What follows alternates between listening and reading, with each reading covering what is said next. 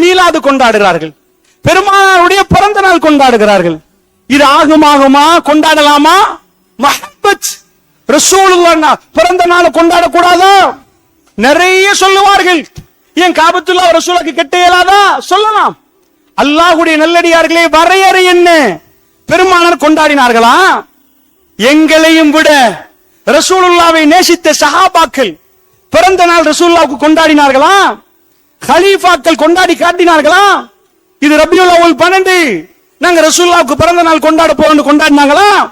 மார்க்கத்தில் புதுசாக உருவாக்கினால் இது மார்க்க கட்டிடும். அதுல ஒரு கல்லு கூட கட்டலாது.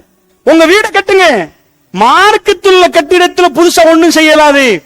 அல்லாஹ்வுடைய தூதர் அதாவது பிறந்த நாள் கொண்டாடவில்லை என்றால் கொண்டாட முடியாது. அதுதான் அடிப்படை.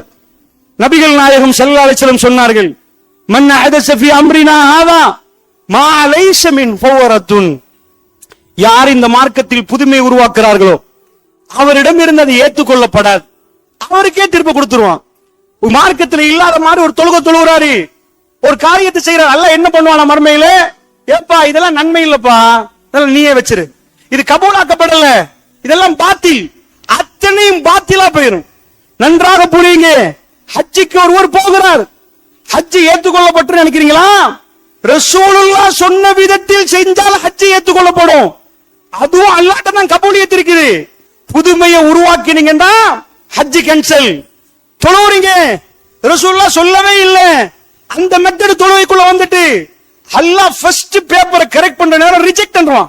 மன் அமில அமலன் லைஸ அலைஹி அம்ருனா ஃபஹுவ ரத்துன். ஒரு மனுஷன் ஒரு காரியத்தை பண்றாரு, எங்க அனுமதி இல்லாம பண்றாரு, மார்க்கத்தில் அது இல்லை, அவருக்கு அது கொடுத்துரும். இது உங்க காரியம்பா. யாரெல்லாம் 40 வருஷம் தொழுதானே, 40 வருஷம் தொழுகை அல்லாஹ் பார்க்கவே மாட்டான். திருப்பி எப்படி கொடுத்துருவான்? First condition நிறைவேற்றப்படணும். ரசூலுல்லாஹ் சொன்ன மாதிரி செஞ்சீங்களா? அவருக்கு தெரியாத உங்களுக்கு தெரிஞ்சால் மார்க்கம் இல்லை, அவருக்கு தெரிந்தது தெரிந்தால்தான் மார்க்கம். அதனால் அல்லாஹ்வுடைய நல்லடியார்களே, ஆண்டுகள் தோறும் மார்க்கத்தை மாற்ற முடியாது. அதனால் பயங்கரமான ஒரு கொடிய பாவம் இஸ்லாத்துல போய் கை வைக்கிறது. சகோதரர்களே, அதுல கை வச்சிட்டாங்கன்னா எல்லாமே நடக்கும். நீங்க பார்த்திருப்பீங்க, வீதிகள் எல்லாம் பல்ப் போட்டு அலங்கரிக்கப்படுகிறது, பெருமானாருடைய பிறந்த நாள் கொண்டாடப்படுகிறது என்று சொன்னால் இது மார்க்கத்தின் புதுமை, புதிதாக உருவாக்கப்படுகிறது. அல்லாஹ்வுடைய தூதர் இதை காட்டவில்லை, அதனால் இது ரிஜெக்ட் ஆகும். இந்த விடயங்களை நாம் மனதில் ஆழமாக பதிவு செய்து இவைகள் இருந்து ஒதுங்கி பிற மக்களை நாம் பாதுகாக்க வேண்டும்.